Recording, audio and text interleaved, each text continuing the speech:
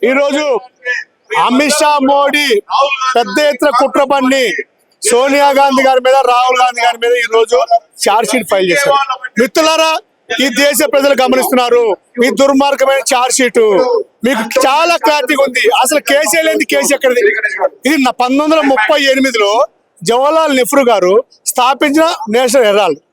ఆ పత్రిక ఆ రోజు స్వాతంత్రోద్యమంలో జనాలు వాళ్ళకు వాక్కుని బయటకు రావట్లేదు, స్వాతంత్రం స్వేచ్ఛ కావాలి అని సొంత డబ్బులతో ఆ రోజు కాంగ్రెస్ పార్టీ ప్రారంభించిన పేపరు మూతపడితే, దానికి జీతాలు లేకపోతే ఉద్యోగులకు జీతాలు ఇస్తే దాన్ని పెద్ద కేసుగా చూసి దానికి బూచిగా చూపించి ఈరోజు దుర్మార్గంగా సోనియా గారి కుటుంబం మీద, గాంధీ గారి కుటుంబం మీద నిప్పులు జరుగుతున్నారు. వీళ్ళు ఈ దుర్మార్గమైన ఆలోచన విధానానికి స్వస్తి పలకాలి.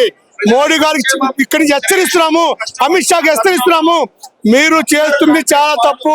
వ్యవస్థలు దుర్మార్గంగా వాడుకుంటున్నారు. ఈడీ మోడీ ఒకటే, ఈడీ సిఐడి ఒకటే, ఈడీ ఇన్కమ్ ట్యాక్స్ ఒకటే. మీకు లొంగని వాళ్ళ మీద, ప్రతిపక్ష పార్టీల మీద ఈడీని పెడుతున్నారు. మీరు ఈ దేశంలో ప్రజాస్వామ్యానికి పాత్రయడానికి మీరు ప్రయత్నిస్తున్నారు. మీ వాటిని మేము సహించము.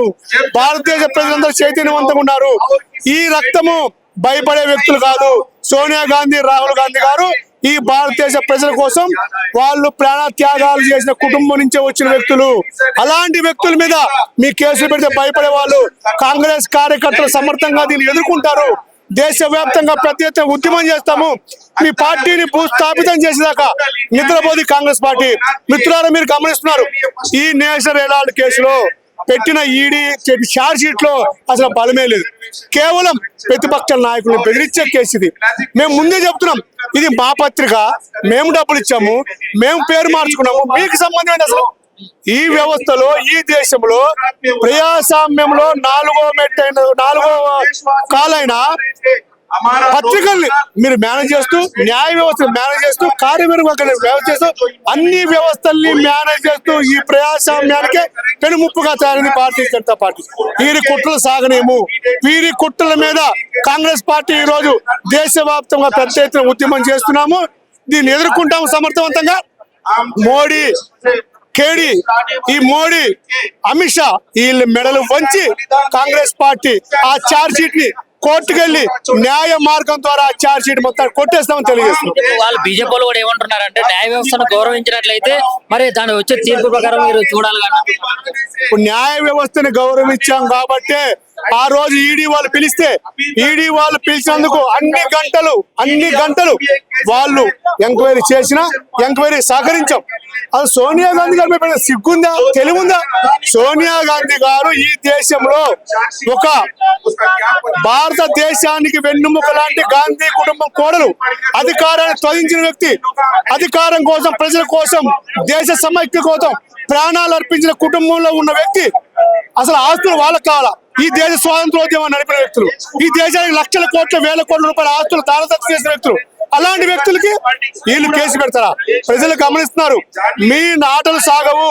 మీరు రాజ్యాంగాన్ని మారుస్తామంటారు, మతాల మధ్య చిచ్చు పెడతారు, కులాల మధ్య చిచ్చు పెడతారు, ఈ దేశాన్ని విచ్ఛిన్నం చేస్తారు. చివరికి గాంధీ కుటుంబం మీకు వచ్చారంటే మీకు ఎంత ధైర్యం? మీ 10 సంవత్సరాల పరిపాలన దుర్మార్గమైన పరిపాలన. మీరు అనుకుంటున్నారు శాశ్వతంగా ఈ దేశాన్ని పరిపాలించవచ్చని. ఈ రాజ్యాంగాన్ని స్ఫూర్తిగా తీసుకొని, స్వాతంత్రాన్ని స్ఫూర్తిగా తీసుకొని రాజ్యాంగాన్ని నిర్మించిన, స్వాతంత్రోద్యమాన్ని నిర్మించిన ఈ కాంగ్రెస్ పార్టీ చేసింది. ఈ స్ఫూర్తితో, ఈ ఉద్యమంతో ఈ చార్జ్ షీట్ ఎదుర్కొంటాము.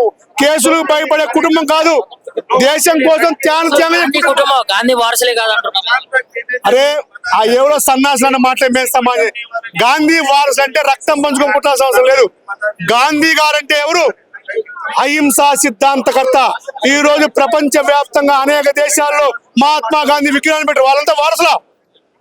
గాంధీ కుటుంబం అని గాంధీ ఇజం ఇది. మేమంతా గాంధీ వారసమే, మేమంతా గాంధీ కుటుంబమే, మేమంతా గాంధీ వారసులం. గాంధీ వారసు అంటే రక్తం పంచుకోవాల్సిన అవసరం లేదు. అభ్యుదయం. ఈ రోజు అంబేద్కర్ వారు ఎందుకు చెప్తారు? అంబేద్కర్ ఆశయాలు కొనసాగిస్తున్నాం, అంబేద్కర్ రాజ్యాన్ని గౌరవిస్తున్నాం. అలానే గాంధీజం అనేది ఒక కుటుంబం కాదు, ఒక రక్తం కాదు, అది ఒక చరిత్ర, అది ఒక ఇజం. అంబేద్కరిజం లానే గాంధీజం ప్రపంచ వ్యాప్తంగా అహింసా విధానంతో ప్రజాస్వామ్యంలో గుర్తింపు వచ్చింది. అలాంటి గాంధీ కుటుంబం అదంతా. కాంగ్రెస్ పార్టీ భారతదేశం గాంధీ అన్న పేరు లేకుండా కాంగ్రెస్ పార్టీని భారతదేశాన్ని గాంధీని ముగ్గురుగా వేరుగా చూడలేవు. మూడు ఒకటే. ఇక్కడ విషయం ఏంటంటే మరి మీరు మోడీ ఈడీ అంటున్నారు. ఒక ఈడీ అనే ఒక సంస్థకి నరేంద్ర మోడీ ప్రభుత్వానికి అసలు ఏంటి సంబంధం? ఏమన్నా మీ దగ్గర ఏమన్నా ప్రూఫ్ లు ఉన్నాయా, లేకుంటే ఎగ్జాంపుల్? మిత్రులారా, ఈడీ కాంగ్రెస్ హయాంలో తెచ్చాం, మేము తెచ్చాం. కానీ దాన్ని దుర్వినియోగం చేస్తుంది ఈరోజు పార్టీ. భారతీయ జనతా పార్టీ ఈడీని దుర్వినియోగం చేస్తుంది, ఇన్కమ్ ట్యాక్స్ దుర్వినియోగం చేస్తుంది, ఎన్ఐని దుర్వినియోగం చేస్తుంది, రాజ్యాంగాన్ని అమానుషంగా అవమానపరుస్తుంది, స్వాతంత్రోద్యమాన్ని అవమానపరుస్తుంది. ఇది ఎక్కడ దుర్మార్గం? స్వాతంత్ర పోరాటమే కాదంటున్నారు. మీరు మాట్లాడితే మీరు 11 సంవత్సరాలు ఏం పరిపాలన చేయడం అది చెప్పకుండా మీరు గాంధీ గారులే అంటారు, స్వాతంత్రోద్యమాలే అంటారు. ఇది ఎక్కడ అన్యాయం? ఈడీ తెచ్చింది కాంగ్రెస్ పార్టీ అయినా దాన్ని దుర్వినియోగం చేసింది భారతీయ జనతా పార్టీ. అది మేము చెప్తున్నాం, అది గమనిస్తారు ప్రజలు. ఇదంతా ముచ్చట 2014లో జరిగింది. 2014లో ప్రధానమంత్రి ఎవరున్నారు? ఇది దీనికి అసలు మా సంబంధం లేదన్నట్టు కూడా బీజేపీ నాయకులు మాట్లాడటం జరిగింది. 2014లో ఒక అనామకుడు ఇచ్చిన ఫిర్యాదుని ఈ రోజు హైప్ చేసి భారతీయ జనతా పార్టీ దాన్ని ఒక అవకాశంగా తీసుకొని ప్రతిపక్ష పార్టీ నాయకుడు రాహుల్ గాంధీ గారు ఈ రోజు దేశంలో ఉన్న అత్యంత వెనుకబడిన వర్గాలకు అండగా నిలబడుతున్నందుకు, ఈ ప్రజాస్వామ్య వ్యవస్థలో రాహుల్ గాంధీ గారు భవిష్యత్తులో ప్రధానమంత్రిగా ఎదుగుతున్నారని ఓర్చుకోలేక కాంగ్రెస్ పార్టీని భూస్థాపితం చేద్దామని ఒక పనికి మాలిన ఆలోచనతో, కాంగ్రెస్ పార్టీ అంటేనే భారతదేశంలో ప్రతి వ్యక్తి శ్వాస. కాంగ్రెస్ పార్టీ అంటేనే బడుగు బలహీన వర్గాల పార్టీ. కాంగ్రెస్ పార్టీ అంటేనే ప్రపంచంలో భారతదేశానికి చిహ్నం. కాంగ్రెస్ పార్టీ అంటే ప్రజాస్వామ్యానికి పెద్ద ఎత్తున నిర్వచనం. అలాంటి కాంగ్రెస్ పార్టీ లేకుండా చేద్దామని పిచ్చి కలలు కంటున్న మోడీకి, అమిత్ షాకి త్వరలో ప్రజలు గుణపాఠం చెప్తారని చెప్పి తెలియజేస్తారు.